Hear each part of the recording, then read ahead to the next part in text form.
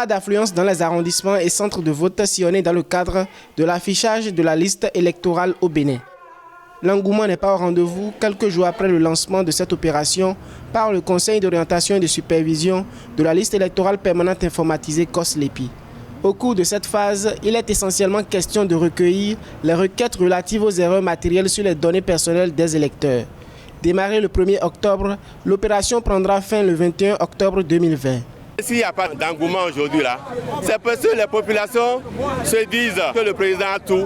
Alors les gens se disent pourquoi aller encore regarder une liste électorale. Pour ces 11 membres aujourd'hui, ça manque un peu l'équipe de la minorité qui est de l'opposition.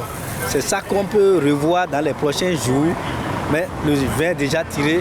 L'institution chargée de l'actualisation du fichier électoral, valable pour la présidentielle de 2021, est composée du directeur de l'Institut national de la statistique et de l'analyse économique INSAE, du directeur du service national en charge de l'état civil et de 9 députés représentant le Parlement, tous de la mouvance soutenant les actions du chef d'État Patrice Talon.